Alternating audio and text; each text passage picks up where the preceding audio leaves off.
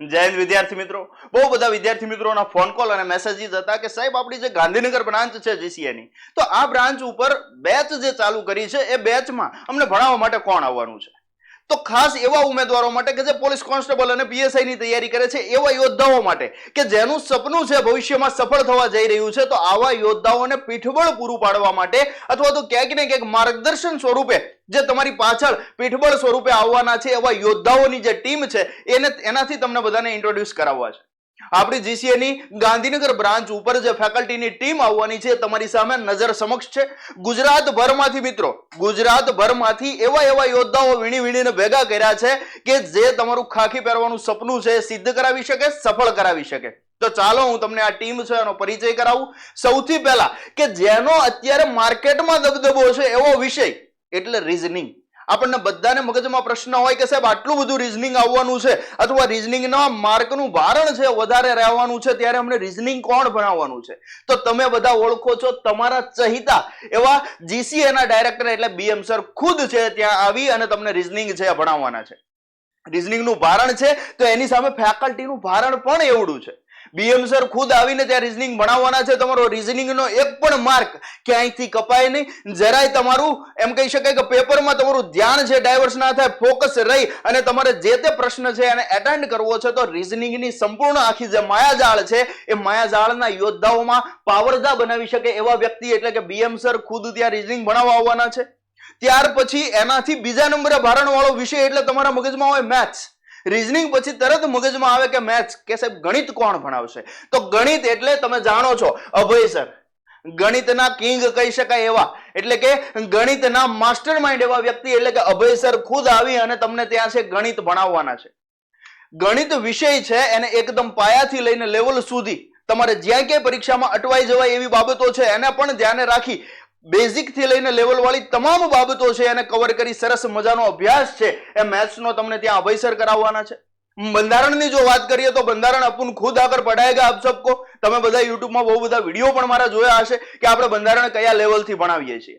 Level તો સાઈડમાં રાખીએ પણ પરીક્ષામાં એક વસ્તુની ખાતરી આપીને તમને કહી દઉં કે બંધારણ ગમે ત્યાંથી પૂછી લે ને કદાચ પેપરમાં, તો આપણે ભણાવેલું ક્લાસરૂમમાં જે સ્ટડી કર્યું હશે એનાથી બહારનું નહીં આવશે। એ લેવલથી આપણે બંધારણ છે ભણાવીએ છીએ ત્યાં। ત્યાર પછી વાત કરીએ વિજ્ઞાન। વિજ્ઞાન એક એવો વિષય છે જેને આપણે અંડરરેટેડ ગણ્યો છે, છતાં દર વખતે જે પરીક્ષામાં સારા એવા ભારણ સાથે હાજર હોય છે। તો ત્યારે વિજ્ઞાનને બાકાત રાખીએ ના ચાલે, અથવા તો એને લોઅર રેટમાં અથવા તો અંડર રેટ ગણીને ચાલીએ તો એ ના ચાલે। તો એવા સમયે જ્યારે વિજ્ઞાનની માંગ વધી રહી છે તો એની સામે ફેકલ્ટી પણ એવી જોઈએ। તો ગાંધીનગરના વિજ્ઞાન વિષયના એમ કહી શકાય કે તજજ્ઞ અને નિષ્ણાંત વ્યક્તિ એટલે પરીક્ષિત જોય સર, કે સારી એવી ખ્યાતિ ધરાવે છે ગુજરાતભરમાં અને વિજ્ઞાન વિષય ઉપર એ સારા એવો એમનો હોલ્ટ છે, પાવર ધરાવે છે એવા વ્યક્તિ એટલે કે પરીક્ષિત જોઈ સર છે આપણને બધાને એ બ્રાન્ચ ઉપર એટલે કે GCA ગાંધીનગર બ્રાન્ચ ઉપર છે વિજ્ઞાન ભણાવવા આવવાના છે। વાત કરીએ રાણા સાહેબની ગુજરાતનો ઇતિહાસ।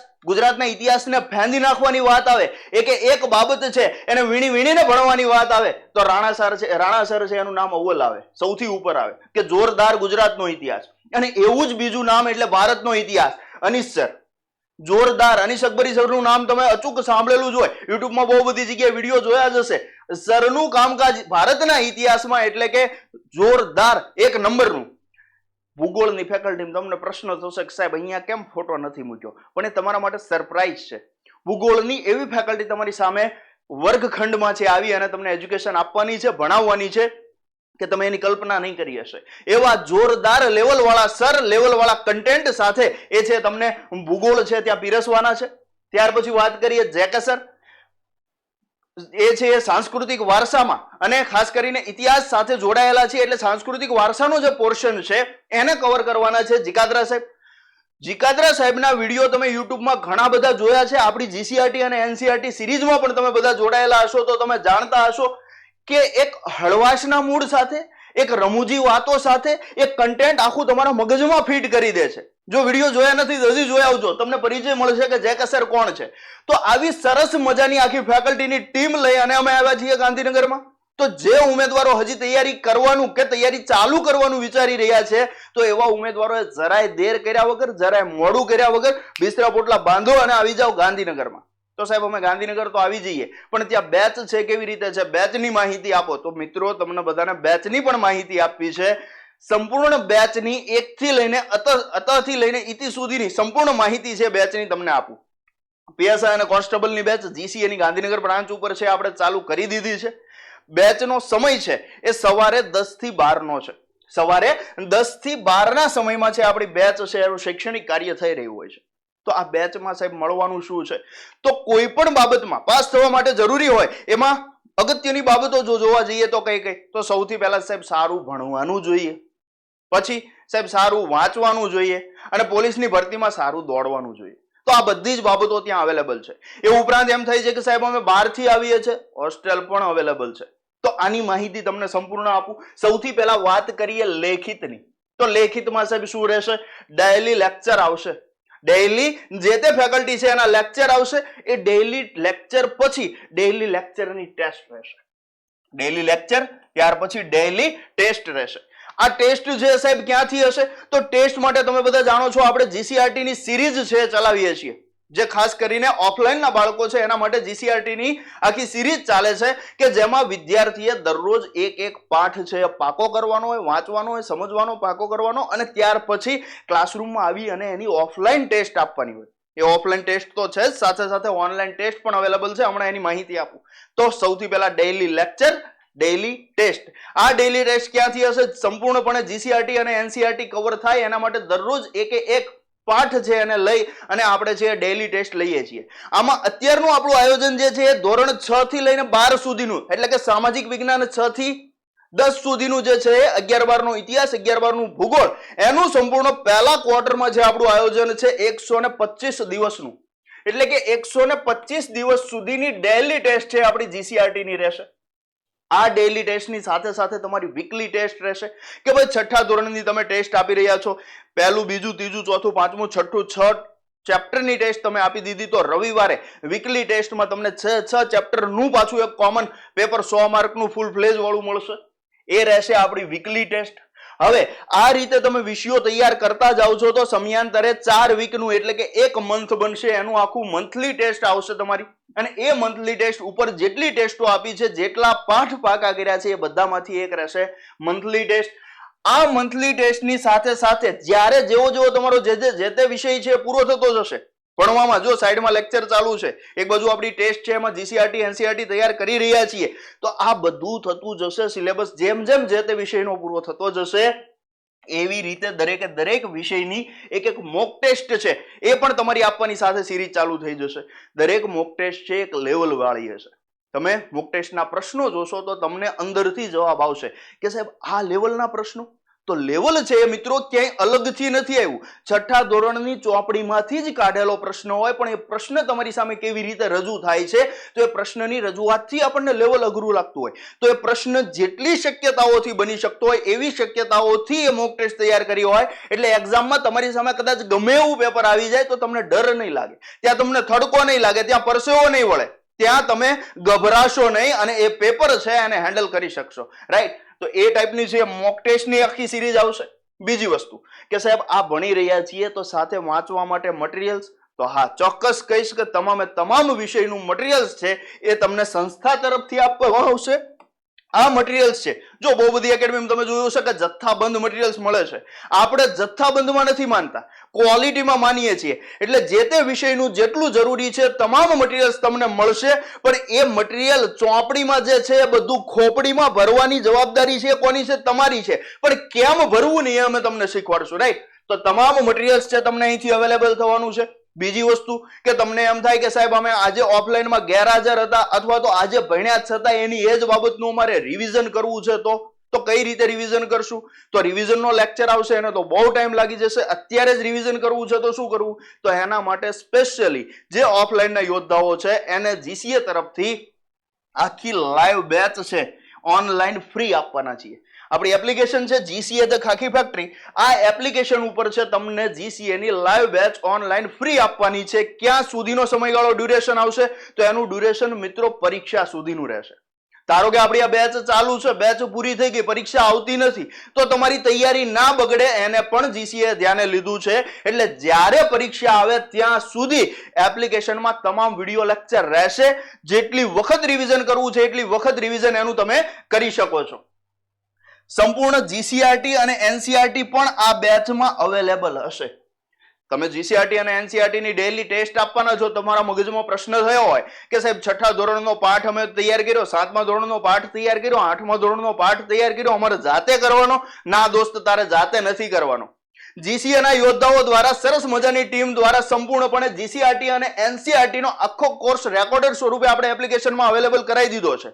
અને એ તમને આ લાઈવ બેચની સાથે ફ્રીમાં મળવાનો છે. એટલે દરરોજ એક પાઠ તૈયાર કરતો જવાનો છે અને એની ડેઈલી ટેસ્ટ છે આપતી જવાની છે. તમને પાછો પ્રશ્ન થાય કે સાહેબ લેક્ચર જોયો, ઓફલાઈનમાં ટેસ્ટ આપી દીધી, પછી તો એ જ ટેસ્ટ છે એને સોલ્વ પણ કરાવી છે ત્યાં એપ્લિકેશનમાં. એટલે જરાય મૂંઝાવાનું નથી. તમારી જીસીઆરટી નો પહેલા અક્ષરથી લઈને પુઠાના છેલ્લા અક્ષર સુધીનું સંપૂર્ણપણે કન્ટેન્ટ છે તમારા મગજમાં છે એ ફીડ કરવાની જવાબદારી કોની રહેશે? આ બેચની રહેશે. જીસીઆરટી એનસીઆરટી બેચ છે, શૂન્યમાંથી સર્જન બેચ છે. એમાં સંપૂર્ણપણે જીસીઆરટી ને એક લેવલ સાથે છે એમાં ભણાવી છે, એનસીઆરટી ને સાથે કવર કરી અને તમારી સાથે રજૂ કરી છે. ઓકે, તો સાહેબ આ થઈ ભણવાની વાત. હવે મારાથી દોડાતું નથી. જો તારાથી ગણે દોડાતું નથી તો દોડવા માટે ગ્રાઉન્ડ પણ ત્યાં અવેલેબલ છે. એટલે એની ચિંતા કરવાની નથી. ગ્રાઉન્ડ વિશે તમે વાકેફ છો, એના વખાણ જરાય હું નહીં કરું. કારણ કે જીસીએ ની યુટ્યુબ ચેનલ ખોલશો એટલે એમાં તમને અઢળક પુષ્કળ વિડીયો મળશે કે જેમાં ગ્રાઉન્ડની માહિતી હોય. લાઈવ ત્યાંથી જે રીતે ટ્રેનિંગ થઈ રહી છે ફિઝિકલ ગ્રાઉન્ડ ઉપર એ તમે લાઈવ ત્યાં વિડીયો જોઈ શકશો. રાઈટ? તો તમે જીસીએ સુરત યુટ્યુબ ચેનલ જે જોઈ રહ્યા છો એમાં જ અંદર જશો એટલે ગ્રાઉન્ડના વિડીયો તમને જોવા મળી જશે. તો ગ્રાઉન્ડ તમને મળવાનું છે. બીજી વસ્તુ કે સાહેબ અમે બહારથી આવીએ છીએ, હોસ્ટેલ અવેલેબલ છે? તો હા મિત્રો, ચોક્કસ હોસ્ટેલ અવેલેબલ છે. આપણા સેન્ટરની એકદમ નજીકમાં વોકિંગ ડિસ્ટન્સ ઉપર તમે 2 કે 5 મિનિટના વોકિંગ ડિસ્ટન્સ થી ત્યાં રહી શકો એવી પીજીની સરસ મજાની સુવિધા પણ ત્યાં અવેલેબલ છે. એટલે હોસ્ટેલની ચિંતા પણ કરવાની નથી.